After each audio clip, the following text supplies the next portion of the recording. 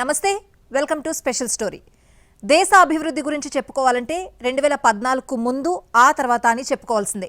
ప్రధానమంత్రి గతిశక్తితో దేశం రూపురేఖలే మారిపోతున్నాయి. సుదీర్ఘ టన్నెల్స్, తీగల వంతెనలు, అత్యాధునిక బ్రిడ్జ్లు, చరిత్రలో కని విని ఎరుగని రీతిలో అభివృద్ధిలో పరుగులు పెడుతోంది. ప్రపంచంలోనే మూడో ఆర్థిక శక్తిగా భారత్ ఎదగడం ఎంతో దూరంలో లేదు. ఇదే ఇవాల్టి స్పెషల్ స్టోరీ. ప్రగతి పదంలో దేశాన్ని పరుగులు పెట్టించే బృహత్తర కార్యక్రమానికి ప్రధాని నరేంద్ర మోదీ శ్రీకారం చుట్టారు. దేశాన్ని రోడ్డు, రైలు, విమానం, విద్యుత్తు, ఆప్టికల్ ఫైబర్ కేబుల్ వ్యవస్థలతో అనుసంధానించేందుకు 100 లక్షల కోట్లతో ప్రతిష్టాత్మక పీఎం గతిశక్తి మాస్టర్ ప్లాన్ను 2021లో ఆవిష్కరించారు. వచ్చే 25 ఏళ్ల అభివృద్ధికి పునాది వేస్తున్నానంటూ ఎర్రకోట సాక్షిగా 2021లో ప్రకటించినట్లే చేసి చూపిస్తున్నారు. 5 ట్రిలియన్ల ఆర్థిక లక్ష్యాన్ని చేరుకునేందుకు గతిశక్తి మాస్టర్ ప్లాన్ ఎంతో ఉపకరిస్తుందని కేంద్రం విశ్వసిస్తోంది. ఏ దేశంలో అయినా ఆర్థిక ప్రగతికి బాటలు వేయడంలో మౌలిక సదుపాయాలు అత్యంత కీలక పాత్ర పోషిస్తాయి. అందుకే మన దేశం అంతర్జాతీయ అగ్రశ్రేణి ఆర్థిక వ్యవస్థగా రూపొందాలంటే నాణ్యమైన మౌలిక సదుపాయాలే ప్రధానం. నరేంద్ర మోడీ నాయకత్వంలోని ఎన్డీఏ సర్కార్ దార్శనిక దృక్పథంతో అభివృద్ధికి పెద్దపీట వేస్తోంది. కాశ్మీర్ నుంచి కన్యాకుమారి చివరి అంచుదాకా జాతీయ రహదారులు నిర్మిస్తోంది. కీలక లోపాలను సరిదిద్దుతామని మోడీ ప్రకటిస్తే జనం నమ్మలేదు. కళ్ల ఎదుట పనులు కనిపించాలి, పనుల్లో వేగం ఉండాలి అంటూ జనాకాంక్షలకు అనుగుణంగా 11 ఏళ్లుగా ప్రధాని మోడీ పనిచేస్తున్నారు. మౌలిక సదుపాయాల కల్పనకు పెద్దపీట వేస్తున్నారు. వచ్చే 25 ఏళ్ల అభివృద్ధికి పునాది వేస్తున్నామంటూ ప్రధానమంత్రి నరేంద్ర మోడీ పీఎం గతిశక్తిని ఆవిష్కరించారు. 100 లక్షల కోట్ల రూపాయలతో బృహత్ ప్రణాళికలో సంస్కరణలను చేపడుతోంది. సుస్థిరాభివృద్ధికి మౌలిక వస్తుల కల్పన తప్పనిసరి అన్న సిద్ధాంతం ప్రపంచవ్యాప్తంగా నిరూపితమైంది. అయితే ప్రభుత్వ పని అనే మాట వినిపిస్తే చాలు నాణ్యతాలోపం, ఏళ్ల తరబడి సాగతీత, ప్రజాధనం వృధా వంటి ప్రతికూల ఆలోచనలే ప్రజల మనసులో మొదలవుతూ ఉంటాయి. ప్రజాధనాన్ని వృధా చేయకూడదన్న భావన గత ప్రభుత్వాల్లో కొరవడింది. ఫలితంగా సర్కారీ పథకాల అమల్లో ఉదాసీనత కనిపించేది. అలాంటి పరిస్థితులు ఉన్నంతకాలం దేశ ప్రగతి సాధ్యం కాదు. మోడీ నాయకత్వంలోని ఎన్డీఏ సర్కార్ ఆ జాఢ్యాలను వదిలి ముందుకు సాగుతోంది. దేశ పురోగతి కోసం పరిశ్రమిస్తోంది. ప్రాజెక్టులను సరైన సమయంలో పూర్తి చేసే సంస్కృతిని తీసుకొచ్చారు ప్రధాని మోడీ. మౌలిక వస్తుల ప్రాజెక్టుల విషయంలో తగిన ప్రణాళికలు కొరవడడంతో గతంలో ఎన్నో అడ్డంకులు ఎదురయ్యేవి.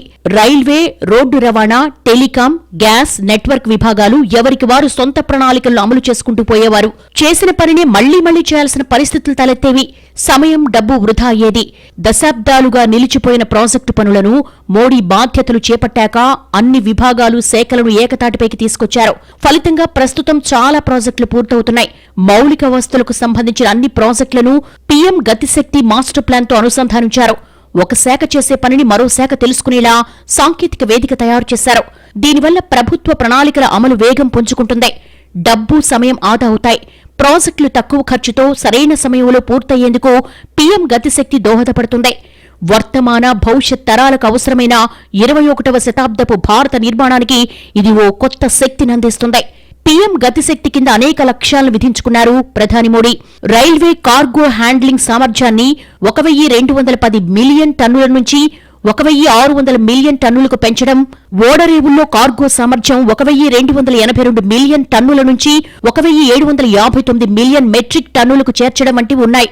జాతీయ జల రవాణా మార్గం నుంచి సరకు రవాణాను 74 మిలియన్ టన్నుల నుంచి 95 మిలియన్ టన్నులకు పెంచడం, 2027 కల్లా అన్ని రాష్ట్రాలకు ట్రంక్ నేచురల్ గ్యాస్ పైప్లైన్ నెట్వర్క్తో అనుసంధానించడాన్ని లక్ష్యంగా పెట్టుకున్నారు. 202 షిప్పింగ్ క్లస్టర్లు, హార్బర్లు, ల్యాండింగ్ సెంటర్ల అభివృద్ధి, 220 విమానాశ్రయాలు, హెలీప్యాడ్లు, వాటర్ ఏరోడ్రోమ్స్ అందుబాటులోకి తీసుకురానుంది. 197 మెగా ఫుడ్ పార్కులు, ఆగ్రో ప్రాసెసింగ్ సెంటర్లు ఏర్పాటు చేస్తోంది. ఆహార శుద్ధి సామర్థ్యం 222 లక్షల టన్నుల నుంచి 847 లక్షల టన్నులకు పెంచుతోంది. 90 మెగా టెక్స్టైల్ పార్కులు నిర్మించడంతో పాటు 38 ఎలక్ట్రానిక్ ఉత్పత్తి కేంద్రాలు ఏర్పాటు చేస్తోంది. అక్కడి ఉత్పత్తి సామర్థ్యాన్ని 15 లక్షల కోట్లకు చేర్చడమే లక్ష్యంగా కేంద్రంలోని మోడీ సర్కారు పనిచేస్తోంది. ప్లగ్ అండ్ ప్లే విధానంలో 23 క్లస్టర్లు, 109 ఫార్మా, మెడికల్ డివైస్ క్లస్టర్ల స్థాపనకు చర్యలు తీసుకుంది. చివరి మైలురాయి వరకు అడ్డంకుల్లేని అనుసంధానతను చేపట్టింది. రాబోయే 4-5 ఏళ్లలో రైలు, ఓడరేవు మార్గాల్లో సరకు రవాణాను పెంచే దిశగా కృషి చేస్తోంది మోడీ సర్కార్. ప్రస్తుతం దేశంలో ఉత్పత్తి కేంద్రాల నుంచి ఓడరేవులు, విమానాశ్రయాలకు అనుసంధానం కొరవడింది. ఫలితంగా రవాణా ఖర్చులు అధికమై ఉత్పత్తి వ్యయం పెరిగిపోతోంది.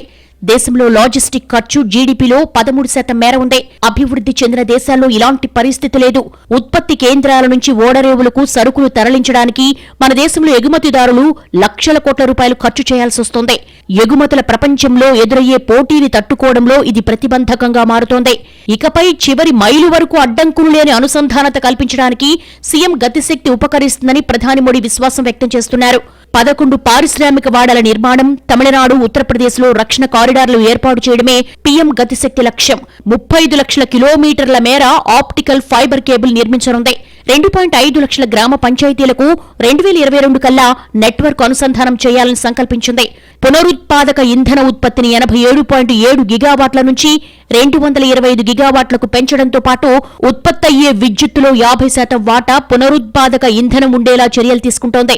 జాతీయ రహదారుల పొడవును 2 లక్షల కిలోమీటర్లకు చేర్చాలని మోడీ సర్కార్ టార్గెట్ గా పెట్టుకుంది. విద్యుత్ సరఫరా వ్యవస్థను 4,54,200 సర్క్యూట్ కిలోమీటర్లకు పెంచుతోంది. దేశంలోని వివిధ రాష్ట్రాలతో తెలంగాణ రహదారుల అనుసంధానం మరింత విస్తరిస్తోంది కేంద్ర ప్రభుత్వం. వివిధ రాష్ట్రాల మధ్య సరుకు, ప్రజా రవాణాను మరింత పెంచేందుకు ప్రవేశపెట్టిన పీఎం గతిశక్తి పథకంలో రహదారుల స్వరూపమే పూర్తిగా మారిపోతోంది. తెలంగాణలోని 5 జాతీయ రహదారులను విస్తరిస్తోంది. ప్రధానమంత్రి గతిశక్తి పథకంతో తెలంగాణలోని 5 జాతీయ రహదారులను విస్తరిస్తోంది. వివిధ రాష్ట్రాల మధ్య సరకు, ప్రజా రవాణాను మరింత పెంచుతోంది మోడీ సర్కార్. దేశంలోని వివిధ రాష్ట్రాలతో తెలంగాణ రహదారులు అద్భుతంగా తయారయ్యాయి. మధ్యప్రదేశ్, ఛత్తీస్గఢ్, మహారాష్ట్ర, ఆంధ్రప్రదేశ్ రాష్ట్రాల నుంచి తెలంగాణ మీదుగా వివిధ రాష్ట్రాలను అనుసంధానిస్తూ ఉన్న రహదారులను ఎక్స్ప్రెస్ వేలుగా మారుస్తోంది. ఆయా మార్గాల్లో సరకు రవాణా ఇప్పటికే భారీగా సాగుతోంది. ఈ రహదారుల విస్తరణతో రవాణా సదుపాయాలు మెరుగుపడుతున్నాయి. రహదారులపై అధ్యయనం చేసిన మోడీ సర్కార్ దేశంలో సరకు రవాణా పెద్ద ఎత్తున సాగే 5 మార్గాలను ఎంపిక చేసింది. వాటన్నిటినీ 4-6 వరుసలకు విస్తరిస్తోంది. కొన్ని ప్రాంతాల్లో ఇప్పటికే 2 నుంచి 4 వరుసల రహదారులున్నాయి. పీఎం గతిశక్తి పథకానికి ఎంపిక చేసిన మార్గాలను తెలంగాణలోని వివిధ ప్రాంతాల మీదుగా 848 కిలోమీటర్ల మేర విస్తరిస్తోంది. వీటి వ్యయ అంచనా 24,053 కోట్లు. వాటిలో నాగపూర్, విజయవాడ కారిడార్ ప్రధానమైంది. మంచిర్యాల, వరంగల్, ఖమ్మం మీదుగా ఆంధ్రప్రదేశ్ సరిహద్దున ఉన్న విజయవాడ రహదారిలో ఇది విలీనమవుతుంది. 5 ప్యాకేజీలుగా ఈ విస్తరణ పనులు చేస్తున్నారు. వరంగల్, ఖమ్మం, విజయవాడ మార్గాల విస్తరణ ప్రణాళిక తుది దశలో ఉంది. ఈ కారిడార్లోని మంచిర్యాల, రేపల్లెవాడ మీదుగా మహారాష్ట్ర సరిహద్దు వరకు గతంలో చేపట్టిన విస్తరణ పనులను ఈ పథకంలో కలిపారు. తెలంగాణలోని బెల్లంపల్లి నుంచి మహారాష్ట్ర సరిహద్దు వరకు 65 కిలోమీటర్ల మేర విస్తరణకు వీలుగా అలైన్మెంట్ పనులు జరుగుతున్నాయి. ఇండోర్, హైదరాబాద్ మార్గాన్ని 3 ప్యాకేజీలుగా విభజించి పనులు చేస్తున్నారు. హైదరాబాద్, విశాఖపట్నం కారిడార్లోని సూర్యాపేట, ఖమ్మం రహదారి నిర్మాణ పనులు వేగంగా సాగుతున్నాయి. హైదరాబాద్ నుంచి విశాఖపట్నం వెళ్లాలంటే 676 కిలోమీటర్లు, సుమారు 12 గంటల పాటు ప్రయాణించాలి. ప్రధానంగా విజయవాడ మీదుగా వెళ్లాల్సి ఉంటుంది. ఈ కొత్త రహదారి గనక పూర్తయితే విజయవాడ వెళ్లకుండానే విశాఖకు వెళ్లిపోవచ్చు. సుమారు 125 కిలోమీటర్ల మేర దూరం తగ్గుతుంది. 7-8 గంటల్లోనే విశాఖ నుంచి హైదరాబాద్ చేరుకోవచ్చు. 4,600 కోట్లతో హైవే నిర్మిస్తున్నారు. ఆగస్టు నాటికి పూర్తి చేయాలన్న లక్ష్యంతో ఎన్హెచ్ఏఐ అధికారులు పనులు చేస్తున్నారు. ప్రధాని మోడీ హయాంలో తెలంగాణలో 1,50,000 కోట్ల పనులు పూర్తి చేసింది. 3-4 ఏళ్లలో మరో 2 లక్షల కోట్ల పనులు పూర్తి చేసేందుకు ప్రణాళికలు సిద్ధం చేసింది. రహదారుల అభివృద్ధి కోసం బడ్జెట్ 500% పెంచిన విషయాన్ని మనం చేస్తా ఉన్నాను. నవ్వుతోన్న భవిష్యత్ అనే విధంగా జాతీయ రహదారులు ఈ రాష్ట్రము, ఆ రాష్ట్రం, ఈ జిల్లా, ఆ జిల్లాని కాకుండా అన్ని జిల్లాలలో, అన్ని రాష్ట్రాలలో కూడా చాలా వేగవంతంగా అద్భుతమైనటువంటి జాతీయ రహదారుల నిర్మాణం జరుగుతున్న విషయాన్ని ఈ సందర్భంగా మనవి చేస్తున్నాను. ఆర్థికంగా విస్తృత అవకాశాలున్న మార్గాలను కేంద్రం ఎకనామిక్ కారిడార్ గా గుర్తించింది. రానున్న 5 ఏళ్ల వ్యవధిలో ఈ మార్గాల్లో 25% మేర సరుకు రవాణా పెరుగుతుందని అంచనా వేసింది. తొలి దశలో దేశవ్యాప్తంగా 9,000 కిలోమీటర్ల మేర రహదారులు విస్తరించాలని నిర్ణయించింది. ఇందులో తెలంగాణలోని 548 కిలోమీటర్లను ఎంపిక చేసింది. 2 రాష్ట్రాలు లేదా 2 కారిడార్ల మధ్య భారీగా ట్రాఫిక్ రద్దీ ఉన్న వాటిని ఇంటర్ కారిడార్ రూట్లుగా కేంద్రం గుర్తించింది. ఇందులో దేశవ్యాప్తంగా 8,000 కిలోమీటర్ల రహదారులు గుర్తించింది. తొలి దశలో 6,000 కిలోమీటర్ల మేర విస్తరిస్తోంది. అందులో తెలంగాణలోని 300 కిలోమీటర్ల మార్గాన్ని ఎంపిక చేసింది. తెలిసిందే. హైదరాబాద్ ఔటర్ రింగ్ రోడ్ అవతల నుంచి నిర్మించనున్న ప్రాంతీయ రింగు రోడ్డు నిర్మాణ పనులను వేగవంతం చేసేందుకు జాతీయ రహదారుల సంస్థ కసరత్తు చేస్తోంది. ఇప్పటికే 158 కిలోమీటర్ల ఉత్తర భాగాన్ని తొలుత నిర్మించేందుకు అవసరమైన భూసేకరణ పూర్తయింది. కాంట్రాక్టర్లను ఎంపిక చేసి నిర్మాణ పనులకు శ్రీకారం చుట్టనుంది. ప్రాంతీయ రింగ్ రోడ్డును 2 భాగాలుగా నిర్మించాలని నిర్ణయించింది. తెలంగాణలో వచ్చే మార్చి నాటికి మొత్తం 715 కిలోమీటర్లకు సంబంధించిన రహదారుల విస్తరణ పనులు చేపట్టాలన్నది జాతీయ రహదారుల సంస్థ లక్ష్యంగా పెట్టుకుంది. వీటిలో RRR ఉత్తర భాగంతో సహా 10 మార్గాలున్నాయి. ఈ రహదారుల నిర్మాణానికి సుమారు 28,615 కోట్ల వ్యయమవుతుందన్నది అంచనా వేసింది. పీఎం గతిశక్తి బృహత్ ప్రణాళిక కింద చేపట్టే పనులకు ప్రాధాన్యమిస్తోంది మోడీ సర్కార్.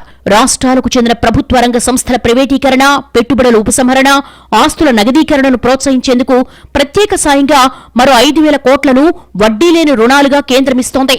ఈ ప్రోత్సాహకం ఒక రాష్ట్రానికి గరిష్టంగా 1,000 కోట్లు ఉంటుంది. ఇందుకోసం 80,000 కోట్లను రిజర్వ్ చేసింది. పథకం కింద రుణం పొందాలంటే ఆ ప్రాజెక్టు పేరు, మూలధన వ్యయం, పని పూర్తయ్యేందుకు తీసుకునే వ్యవధి, ప్రాజెక్టు వివరాలు సమర్పించాల్సి ఉంటుంది. 11 ఏళ్ల మోడీ పాలనలో దేశం ప్రగతి పదంలో దూసుకెళ్తోంది. రోడ్లు, ఎయిర్పోర్ట్లు, ఓడరేవులకు కనెక్టివిటీ పెరిగింది. హిమాచల్ ప్రదేశ్లో 9 కిలోమీటర్ల సొరంగ మార్గమైన బాంద్రా వర్లీ సీ లింక్ అయినా అన్నీ మోడీ హయాంలోనే సాధ్యమయ్యాయి. ఎన్నో తీగల వంతెనలు, మరెన్నో రోప్వేల నిర్మాణం జరిగింది. సరికొత్త భారత్ను మోడీ ఆవిష్కరించారు. రహదారులు, పురోగతి అనేవి ఒకదానికొకటి పర్యాయ పదాలుగా మారిపోయాయి. కాస్త శ్రద్ధగా గమనిస్తే 10 ఏళ్లుగా రోడ్డు రవాణా వ్యవస్థ విస్తృతంగా విస్తరించింది. జాతీయ రహదారుల సంఖ్య పెరిగిపోయింది. 4 దిక్కుల్లోని దేశ సరిహద్దులు అనుసంధానమయ్యాయి. వాటిని ఒక నోడల్ సంస్థ నిర్వహిస్తోంది. ఓడరేవుల పట్టణాలు కలిశాయి. 4 వరుసల మార్గాలు వెలిశాయి. 6 వరుసల అభివృద్ధి జరుగుతోంది. కొత్త ఎక్స్ప్రెస్ రహదారులు, రింగ్ రోడ్లు, బైపాస్లు, ఫ్లైఓవర్లు ప్రత్యక్షమవుతున్నాయి. వంతెనల నిర్మాణంతో సేతు భారతం ఆవిష్కృతమవుతోంది. ఆర్థిక కారిడార్లతో భారత్ మాల రూపొందుతోంది. హరిత పథకాలతో కాలుష్య కట్టడికి కృషి జరుగుతోంది. కొండ ప్రాంతాలు, పర్వతమాలతో కలిసిపోతుంటే పీఎం గతిశక్తితో ప్రగతి పథంలోకి దేశం దూసుకెళ్తోంది. ఒక దేశం నిలకడైన ఆర్థిక వృద్ధి సాధించడానికి చక్కని సమన్వయంతో కూడిన సుస్థిర రవాణా వ్యవస్థ కీలకం. ప్రపంచంలోని అతిపెద్ద రోడ్డు రవాణా వ్యవస్థల్లో భారతదేశ రోడ్డు రవాణా వ్యవస్థ ఒకటి. 2017-2018లో భారతదేశం స్థూల అనుసంధాన విలువలో 3.06% రోడ్డు రవాణా దక్కించుకుంది. 1951లో దేశంలోని రహదారుల పొడవు 4 లక్షల కిలోమీటర్లు ఉంటే 2019 నాటికి అది 63.32 లక్షల కిలోమీటర్లకు పెరిగింది. 2016 మార్చి 4న సేతు భారతం కార్యక్రమాన్ని ప్రధాని మోడీ ప్రారంభించారు.